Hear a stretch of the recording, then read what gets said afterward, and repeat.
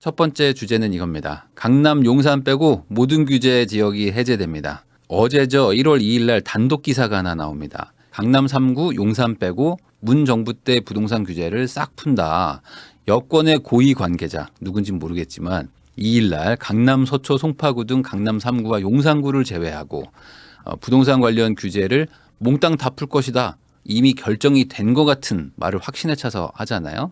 그래서 이런 기사가 단독으로 떴었는데 그러다 보니까 이제 시장의 반응은 잠깐만 이게 뭐지? 이렇게까지 많이 푼다고? 믿는 사람 안 믿는 사람이 있었는데 기사가 나오기 하루 전으로 돌아가서 새해죠. 23년 1월 1일에 이런 기사도 나옵니다. 이 원희룡 국토부 장관이 규제 완화를 하긴 할 건데 조금만 좀 기다려달라. 국가가 거래 활성화를 지원할 생각이다. 기존의 어떤 발언들도 보면은 조만간 풀 거다. 풀 생각이다. 그렇긴 한데 뭐 아주 많이 풀겠다.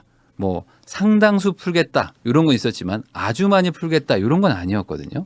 근데 하루 만에 단독 기사가 터지니까 이게 사실 맞나? 라고 좀 의문을 갖는 분들도 있었어요. 그러다 보니까 이 기사가 나오고 나서 정부가 바로 즉각적으로 반응을 합니다. 어떻게 반응을 하죠? 이 보도 설명 자료가 하나 나옵니다. 어제입니다. 1월 2일 날 규제 지역 해제는 확정된 바가 없다.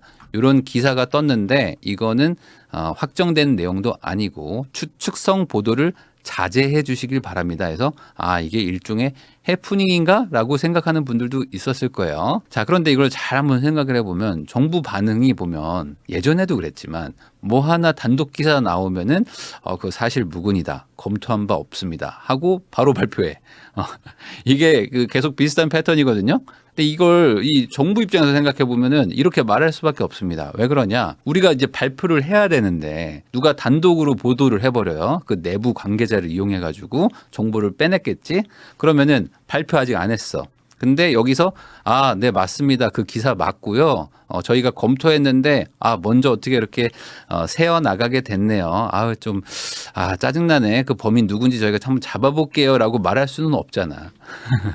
그러니까 검토한 바가 없습니다라고 말은 하지만 어차피 이미 새어 나갔구나 하니까 바로 발표하는 이런 게 반복돼 왔었죠. 자, 그런데 혹시 진짜 사실 무근일 수도 있지 않을까라고 생각하는 분들도 있을 것 같은데 그거는 아닌 것 같습니다. 왜냐하면 이미 심의는 끝났고 기사로 막 쏟아져 나왔기 때문에 이게 단독 보도가 아니고 근거 있는 정보다. 자, 근데 여기서 이제 문제가 하나 있어요. 누구냐? 이 바로 송파구입니다. 송파구가 아주 억울해. 맨날 그 강남 3구라고 불리긴 불려요. 그리고 뭐 강남 4구 뭐 이렇게 불리기도 하면서 이 서로 막 서열 싸움해. 항상 서초랑 강남은 서로 싸우진 않습니다. 너나 나나 뭔 상관이냐 뭐 이러고 있지만 항상 송파가 여기서 껴요. 어떻게든 끼려고 그래. 그리고 그 언론에서도 어떻게든 여기서 같이 묶어가지고 막 얘기를 많이 합니다. 저도 여기 송파구에 살아서 얘기를 하는 거지만 서초 강남 대비 송파는 집값도 많이 빠졌거든요. 그리고 다른 데에 비하면 적게 빠진 게 아니에요. 웬만한 지역들보다 많이 빠졌습니다. 그런데 이번에 규제 완화 지역에서 제외된 거예요. 자, 용산, 서초, 강남, 송파만 빼고 나머지 규제를 싹 다 풀었습니다. 자, 그래서 이게 뭐 인터넷에서 짤 도는 거 있잖아요. 그 들어올 땐 네 마음이었지만 뭐 나갈 땐 아니란다 뭐 이런 것처럼 강남 3구로 불렸기 때문에 같이 가는 거다라고 생각을 하면 될 것 같아요. 강남 4구 할 때 뭐 강동구도 꼈었잖아요. 근데 요번에 강동구는 이제 해제가 됐습니다. 용산이 들어갔죠. 그러다 보니까 이제 뭐 다 세워 나갔다 해서 바로 공식 보도자료가 나왔습니다. 기획재정부 보도자료 보면은 대폭 해제하겠다 하면서 싹 다 풀겠다. 그래서 용산, 강남, 서초, 송파만 남기고 다 풉니다. 그리고 국토부에서도 똑같이 투기과열지구랑 조정대상 지역도 다 풀겠습니다. 라고 공식적으로 발표가 나왔습니다. 그러니까 이제 단순히 얘기하면은 용산, 강남, 서초, 송파 요 4개 구 빼고는 전국이 다 비규제 지역입니다. 전국이 비규제 지역이라고 생각하시면 될 것 같아요. 다주택자 대출이 뭐 아예 금지가 되는 것도 있고 이번에 뭐 일부 30% 푼다고 하지만 그리고 뭐 임대사업자 대출 뭐 안 되는 것들도 있고 뭐 취득세가 막 중과되는 것도 있고 조합원 양도 뭐 안 되고 하여간 규제들이 엄청나게 많은데 비규제 지역이 됐다라는 거는 아주 그냥 쉽게 이해하시려면은 약간의 디테일 차이는 있지만 그냥 2017년 전으로 돌아갔다. 2016년 정도로 돌아갔다고 보시면 될 것 같아요. 그러니까 과거에 어떤 규제가 없던 시절로 대부분 지역이 돌아갔다. 4곳 빼고. 자, 그럼 이게 언제부터 적용이 되느냐? 23년 1월 5일 0시부터 규제 지역이 해제가 됩니다. 그러니까 1월 5일 날 아침에 뭐 거래 계약서를 쓰시는 분들은 이제 비규제 지역에서 구매를 한 걸로 취급을 한다라고 보시면 됩니다. 자, 여기에 더해서 이제 분양가 상한제 등등 청약 관련돼서 규제들이 있던 것도 다 폐지가 됐습니다. 뭐 전매 제한을 완화시켜 주기도 하고 실거주 의무 폐지도 됐는데 이 부분에 대해서는 제가 별도의 영상으로 만들고요. 자, 지금 정부가 2달 사이에 대부분 규제를 풀었어요. 작년 10월, 뭐 9월만 하더라도 정부가 좀 느긋했습니다. 이 시장에서 거래가 되게 중단되고 거래 뭐 절벽, 거래 소멸 이런 얘기를 하고 있을 때 장관이나 뭐 정부 관계자분들이 크게 뭐 이렇게 위기감을 느끼는 멘트를 하지는 않았어요. 그리고 뭐 이렇게 좀 떨어져야 된다. 그리고 이게 뭐 괜찮다. 이런 식의 뉘앙스였다가 이게 10월 말 11월 되면서 완전히 분위기가 바뀌었거든요. 이렇게 지금 2달 정도 안에 엄청나게 빠른 속도로 지금 규제들을 풀고 있는데 이 푼 이유가 있겠죠. 이 정책을 보고 아마 이렇게 바로 생각이 드는 분들도 있을 겁니다. 이게 그러면 이제 호재인가? 이제 집을 사야 된다는 얘기입니까? 집값 올라갑니까? 라고 생각하실 수가 있는데 이게 상승과 하락 뭐 이런 지금 이분법적 얘기를 하는 게 아니고 지금 이 정부가 그만큼 거래 절벽이 심각하고 지금 사태가 이게 지금 가만히 두면 큰일 나겠구나라고 위기감을 지금 느꼈다라고 생각을 하시는 게 정확할 것 같아요. 자, 그래서 지금 하락 속도가 지금 아주 가파르잖아요. 왜냐하면 지금 금리는 엄청나게 빠르게 상승했는데 기존에 수요를 규제하는 규제책들은 계속 있었잖아요. 그러니까 사는 사람들은 여전히 적은데 팔려고 하는 사람들은 늘어나고 그 매수하려고 보니까 금리는 엄청나게 올라가 있으니까 말 그대로 지금 수요와 공급 규제들이 완전히 뒤틀려져 있었죠. 속도가 너무 빠르게 변화하다 보니까. 그래서 하락이 아주 빨라지니까 이거 늦춰야 되겠다. 그리고 거래 활성화를 시켜야 되겠다라는 생각으로 정부가 지금 이렇게 움직이고 있다고 보시면 됩니다. 거래가 안 된다 하는 게 뭐 이렇게 뭐 앓는 소리 하는 게 아니고 서울 아파트 거래량 추이를 봐도 지금 뭐 평균이 한 600건 정도 되는 수준입니다. 근데 금융위기 때도 한 3,000건 정도 막 되고 평균 6,000건에서 7,000건 정도 거래가 됐었는데 그런 것들이 지금 뭐 5분의 1 토막, 뭐 10분의 1 토막이 났다고 보시면 될 것 같아요. 그러면 이 관련된 업계가 그냥 완전히 붕괴가 되는 수준이겠죠. 이 금리 급등 속도만큼 시장도 빠르게 냉각이 됐기 때문에 그거에 대해서 정부도 정책을 빠르게 지금 풀려고 한다라고 보시면 되겠습니다. 그 규제가 풀리는 속도도 과거와 완전히 달라요. 지금은 예전에 한 6개월에서 1년 정도 지켜보고 할 거를 한 2주 지켜보고 푸는 속도라고 보시면 될 것 같습니다. 그만큼 지금 시장이 급변하고 있다는 거, 그거에 맞춰서 규제도 푼다라고 생각하시면 될 것 같습니다. 자, 그러면 결국에 왜 이렇게 다 풀었을까? 제가 계속 얘기하지만 간단한 거죠. 결국에 이렇게 하락장일 때 그리고 이제 집값이 빠지고 있을 때는 무주택자나 1주택자들은 움직이지 않습니다. 반대로 얘기하면 움직일 수가 없죠. 굳이 뭐 지금 내가 산다는 것 자체를 생각하기가 어렵습니다.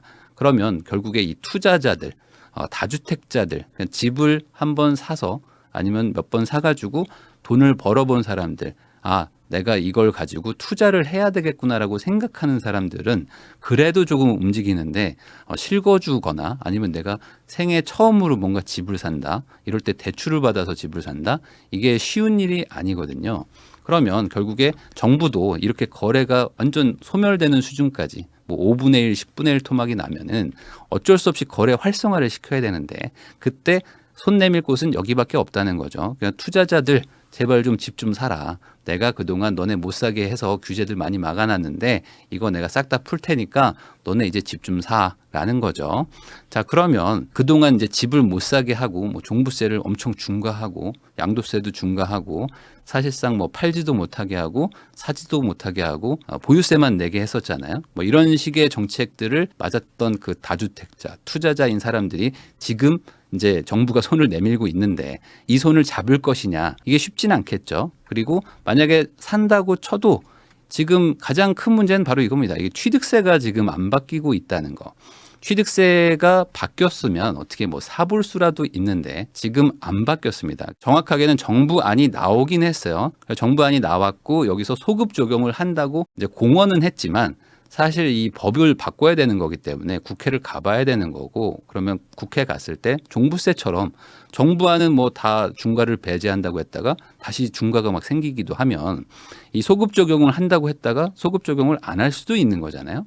그래서 취득세가 바뀌는 거를 뭔가 보고 그나마 뭐 움직일까 말까 하고 있는데, 이 취득세 개정안도 한 2월 정도에 한번 국회에 올려볼게라고 지금 이야기를 하고 있으니 사실 지금 뭐 시장이 움직이지 않는 것도 당연한 겁니다. 그러다 보니까 지금 정부도 곤란하죠. 왜냐하면 법을 바꾸면 어떻게든 뭐 좀 수요를 좀 끌어올려 볼 수도 있겠는데, 뭐 취득세가 당장 바뀔 방법이 없으니까 정부가 고육지책으로 생각한 게 이거 같습니다. 그러니까 이번에 사실 너무 많이 풀었거든요. 기존 어떤 시장의 예측 대비 노도강 좀 풀고 남쪽에서 조금 풀고, 예전에 경기도 뭐 광명, 과천 이런 데 풀면서 한번 좀 쉬어갔다가 상황 지켜보고 서울을 더 풀지 않을까라고 생각했던 게 뭔가 시장의 좀 전망이었는데, 이번에 용산하고 강남 3구 빼고 다 풀어버렸으니까 이거 엄청나게 많이 푼 거거든요.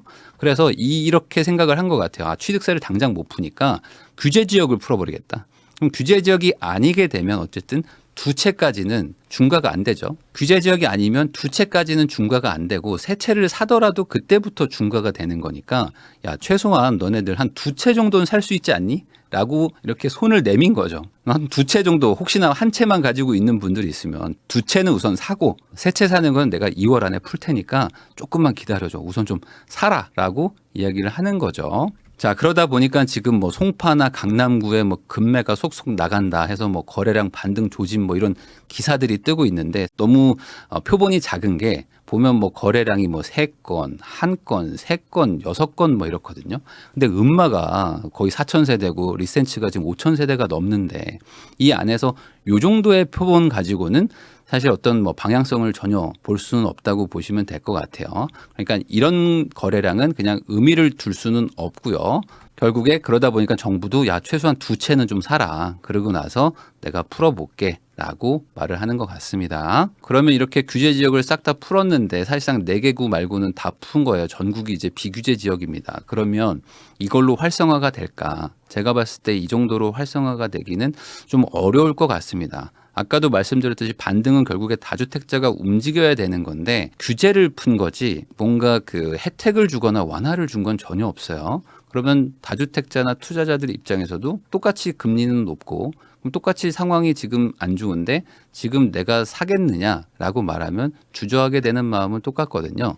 그러면 결국에 반등이라는 거는 무주택자나 1주택자보다는 그래도 다주택자들이 먼저 그 시장에 들어가서 뭔가 반응을 일으켜야 될 텐데, 아직 규제만 없앤 거 정도, 그리고 규제도 다 없어지지도 않았고 시작이 되는 취득세도 지금 아직 안 바뀌었기 때문에 이걸로는 활성화가 되기는 좀 어렵지 않을까라고 개인적으로 생각을 합니다. 자, 그래서 이제 1월인데 아마 금리 인상이 이제 뭐 2월이나 3월 정도가 뭐 마지막이 아니냐라고 지금 많은 분들이 예측을 하고 있잖아요. 뭐 미국도 그렇고 한국도 그렇고, 특히 이제 하는 총재가 이제 그 신년사 얘기한 걸 제가 봤는데, 그거 보니까 아무래도 뭐 물가 인상이 아직 끝난 게 아니다 보니까 그거에 맞춰가지고 물가 안정을 최우선적으로 생각하면서 시장도 같이 두루두루 살피겠다라는 그런 뉘앙스의 신년사를 발표한 게 있었습니다. 그런 거 보면은 아직 금리 인상이 멈추지 않았다. 그런 반대로 금리 인상이 멈추는 게 이제 1번이고요. 요거 된 다음에 취득세 중과가 완화가 돼야 되니까 이래나 저래나 이거 두 개를 합치면은 뭐 3월 정도겠죠. 한 3월 정도 돼야 무언가 이제 시장에 변곡점, 변수가 생길 수 있는 1번, 2번이 결론이 나지 않을까. 그리고 그렇게 되면 다주택자들이 움직일 것이냐, 그것도 사실 그때 가봐야 아는 거죠. 이제 규제는 많이 해제가 됐습니다. 근데 여기서 이제 그 2012년도, 13년도 뭐 이때처럼 혜택이 나올 수가 있어요. 뭐 양도세를 좀 감면해 준다든지 아니면 취득세를 일부 면제해 준다든지 이런 식으로 이제는 규제가 아닌 혜택으로 나와야 사람들이 움직일 수도 있거든요. 근데 아마 지금 분위기를 봤을 때는 뭐 금리가 멈추는 거지 금리가 다시 내려가는 게 아니기 때문에 이래나 저래나 좀 혜택 정책들이 나와야지 좀 움직일 것 같고, 정부도 아마 요걸 지금 고심은 하고 있을 텐데, 아, 이거 하는 게 맞나? 이거 했다가 또 괜히 또 이거 방향 바뀌는 거 아니야? 라고 하면서 고민하고 있지 않을까. 그러나 아마 요런 게 조만간 하나 더 나올 것 같다. 규제 풀리는 속도를 보니까 이게 뭐 혜택 정책도 아주 단기간에 나오지 않을까라는 예상도 해봅니다.